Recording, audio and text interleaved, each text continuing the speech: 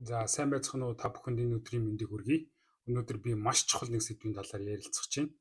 Яагаад гэвэл би энэ зүйлийг өөрийнхөө амьдралд хэрэгжүүлснээс маш том өөрчлөлтийг мэдэрсэн. За тэгээд хэдүүлээ бичлэгээ Harvard-ын доктор профессор Жоржиа гэдэг хүний ярианаас эхэлцгээе. Ketogenic diet energizes the brain differently, so it really fundamentally changes the brain's operating system.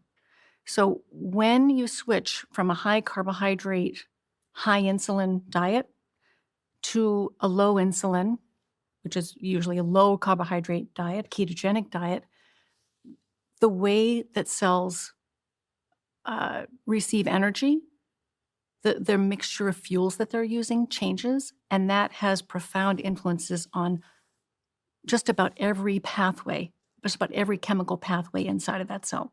So it is as though you are fundamentally changing the brain's operating system in very healthy ways that allow brain cells not only to work better, but for brain cells to heal. So the longer you stay on a ketogenic diet, the more healing, the more brain healing can take place. Хүмүүс ер нь ketogenic diet-ийг болохоор weight loss одоо жингээ хасах тийм diet гэж ойлгодог. Яг бодит байдал дээр энэ нь маш үр дүнтэй, маш хэрэгтэй хоолны дэглэм байгаа. Учир нь энэ чиний тархины үйл ажиллагааг одоо эрүүлж үлдэх. За тэгээд хэдүүлээ. So a lot of people think, or they've heard about a ketogenic diet as a weight loss diet. They think of it, maybe it's a fad weight loss diet. They think of it as a very, very low carbohydrate diet. They might think of it as a diet that's very high in meat and dairy products. But actually, the ketogenic diet was originally created in 1921, more than 100 years ago, to stabilize brain chemistry in children with severe seizures. Миний бодлоор одоо юу вэ гэхээр бид нар ерөөсөө нэг сэтгцийн эрүүл мэндэд ерөөсөө анхаардаг. Ямар нэгэн бие эргэтэнтэй энд өвдүүлэх хэмжээр очдог. Гэхдээ бид нар ерөөсөө сэтгцийн эрүүл мэндэд огт анхаардаг юм шиг санагдав. Тэр нь яг юу яриад байна уу гэхээр нөгөө одоо сэтгэлийн хямрал сэтгэл санаагаар унах, хитрхи их стресстэх, хитрхи хэрэгтэй хэрэггүй юм бодох одоо эм ордог ч юм уу Тэр болгон чинь л ерөнхийдөө болвол одоо тархины үйл ажиллагаа чинь одоо буруу байна. Эдис нь одоо сайн ажиллахгүй байна л гэсэн үг ерөнхийдөө бол. Тэгэхээр бид нар энэ маш чухал. Тэгээд одоо энэ профессорын яриагаар бол ямар ч имээс илүү keto diet одоо жишээлбэл чиний тархины үйл ажиллагаа эдис бүх зүйлийг чинь одоо дэмжиж өгдөг, эдгэж өгдөг гэсэн үг. More than 50% response rate in children and adults, and 10 to 20% completely free of seizures following a ketogenic diet. How's it acting on the brain? What's it doing to the brain? The ketogenic diet does many, many things. It's like a multi-purpose tool for brain health. So one thing it does, because we talked about how some of the root causes of mental illnesses, which are only relatively recently a focus of research, are inflammation and oxidative stress and insulin resistance. The ketogenic diet reduces inflammation, it reduces oxidative stress, and it reduces insulin resistance. It also improves the balance of chemicals in the brain. So a lot of people think of mental illnesses as problems with chemical imbalances in the brain. And these are the chemicals that they're talking about. You might have heard of serotonin or dopamine or norepinephrine. There are others, glutamate, GABA. Many different chemicals in the brain are associated with, or in some cases, even very much causing mental health symptoms. But the question is, what's causing those chemical imbalances in the first place? And one of the things that's causing those chemical imbalances is that inflammation and oxidative stress. But another thing is that the brain is, if you're feeding it the wrong way, it will not be able to, in many cases, produce energy reliably. And if it can't produce energy reliably, all kinds of things will go wrong, and in quite spectacular fashion. What actually goes wrong is going to depend on who you are. And that's where our individual differences come in. So if you and I eat exactly the same bad diet, depending on what runs in your family and how you've lived your life to this point, You might develop Alzheimer's disease, you might develop bipolar disorder, you might develop type 2 diabetes, you might develop fatty liver disease. I might develop completely different conditions. I might develop cardiovascular disease. I might develop depression. I might develop ADHD. And that's where the individual differences are. But all of these conditions are just metabolic malfunction, really, at the heart of it. That's what's going on. If cells aren't functioning properly, you will develop a disease, physical and mental diseases. And which ones you get, it's really kind of luck of the draw. But you have tremendous. Тэгээд миний өмнө хийжсэн маш том алдаа юу байсан бэ гэхээр ерөөсөө өмнө ямар нэгэн юм идэх юм бол заавал удаа те эсвэл гурил талахтай заавал нүүрс устай хольж иддэг гэсэн бохоггүй. Тэр би өмнө тэгж боддог. За хэрвээ тийм юм идэхгүй бол нөгөө нэг тийм затгалан мэдрэмж төрдгөө. Одоо тэгээд идэхгүй бол баг өөр юу идэх юм болтохгүй гэж боддог гэсэн бохоггүй. Гэхдээ ер нь бол эн чинь нөгөө цусндах сахарын хэмжээг чинь одоо ихсгээд инсулин гэдэг зүйлийг чинь үүсгээд байгаа. So what a ketogenic diet is really not about carbohydrate. The definition of a ketogenic diet is any diet that lowers insulin levels to the fat burning point, so that if you can't burn fat if your insulin levels are too high. And most people are walking around with insulin levels that are high 24 hours a day. They don't even come down overnight because people are just eating too much, too frequently, and the wrong foods. To get into ketosis or generate ketones, you need to lower your insulin levels to the fat burning point. And if you're burning fat vigorously, the liver will turn some of that fat, chop that fat into ketones, which are very small fragments of ready to burn fat. And these cross easily into the brain and can be burned for energy, and they can bridge any energy gaps that may. За тэгвэл кето дэглэмтэй болохын тулд юу идэх ёстойг нэдүүлээ одоо үзцгээе. Тэгээд эргээд гурил будаа те бидний байнгын хэрэгэлтэйг нөгөө нүүрс усаа юугаар орлуулах вэ гэдгийг одоо авч үзье.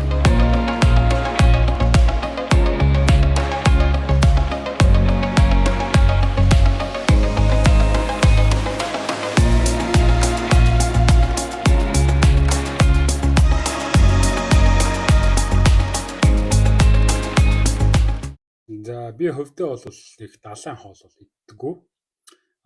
Яг уу бяцлаг өндөг ерөнхийдөө бол би бараг л юугаа нүүрс усаа өндгөөр орлуулсан гэж хэлчих болно. Өндөг иддэг, авокадо иддэг, мах идэнэ. Монголын нөхцөл байдалд идэр чинь бүгд боломжтой шүү дээ, тэ. Тэгэл болоо ерөнхийдөө. Дээрээс нь нэг зүйл байгаа. Тэр нь болохоор нарийн ногоо. Ерөнхийдөө нарийн ногоо би маш иддэг болсон.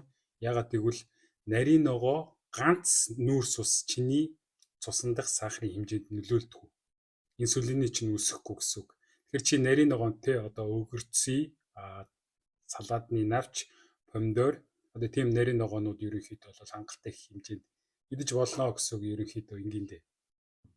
За би тэгээд сүүлийн хэсэг дээр дахиад судалгааны ажил харуулъя. Хичнээн доктор профессор байсан ч гэсэн бид нар дабл чек хийх хэрэгтэй те. Тэгээд энэ судалгаан дээр юу гэж харуулсан байна ингээд би нэг ингээд уншаад харсан чинь мэдээж нүүрс ус чинь бол биеийн одоо эрчим хүчний гол их үүсвэр шүү дээ.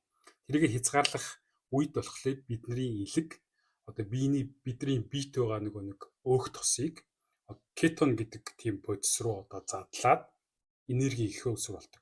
Тийм болохоор бид нэг жингээ хасдаг байхгүй кето дайет барихлаар.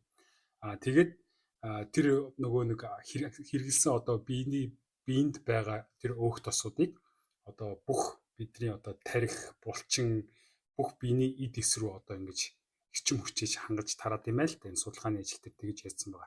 Тэгээд маш олон төрлийн кето дайет байгаа. Энд дэр бас дурдсан байгаа. Тэгээд ерөнхийдөө бол шүү дээ, 75% нь high fat өөх тос. Тэгээд протеин буюу уурга 20%.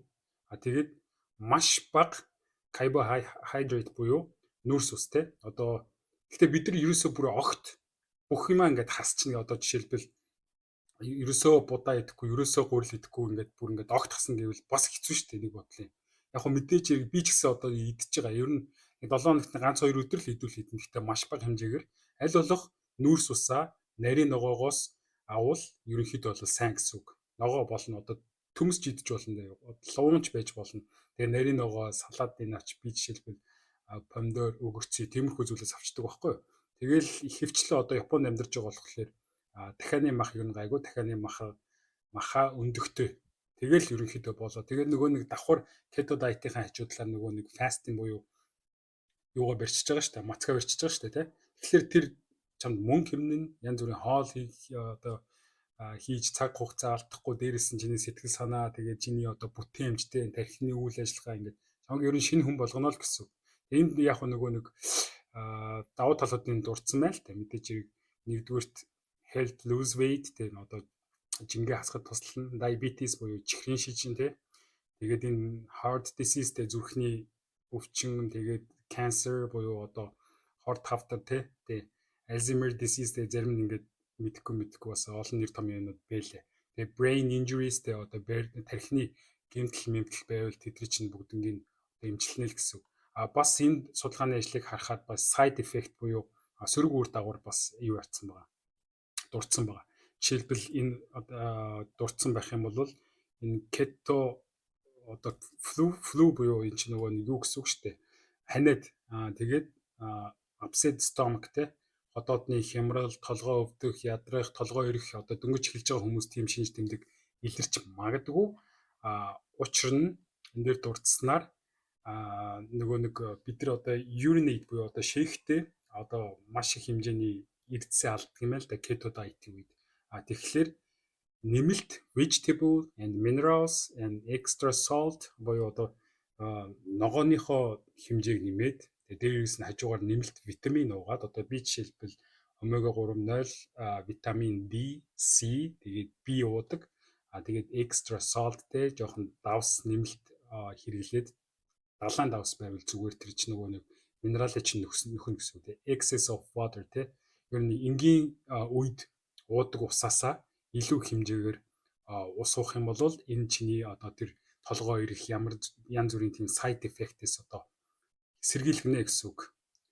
За тэгэл ерөнхийдөө бол энэ дэр бүгд. За тэгээ та бүхэнд амжилт хүсье. Өөрсдөө бас нэмэлтээр судлаад үзээрэй. Ямар ч үсэн энэ миний амьдралд бас тодорхой хэмжээнд маш сайн үр дагавар авчирсан учраас би та нартай ингээд хуваалцж байгаа шүү. Тэгээ ер нь бол бид нар ганц л амьдран те.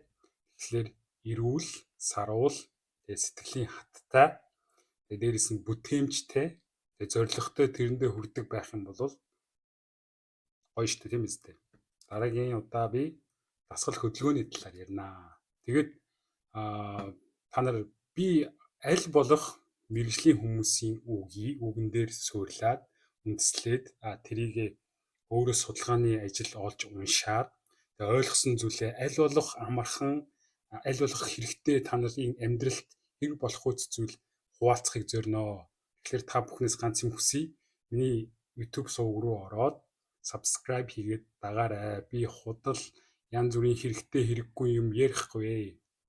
Ер нь бол аль болох амьдралд чинь хэрэгтэй. Тэгээд маш хэрэгтэй гэж бодсон зүйлээ л ярина. Тэгээд маш чадхаараа энгийн байдлаар одоо дөнгөж эхэлж байгаа учраас бас нэг жоохон чадвар мадрын асуудал байна. Тэгээ ер нь бол яваан дагааг болчих واخ. Маш ярих юм бол их байгаа.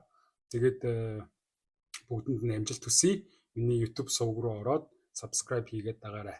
Баяр таа.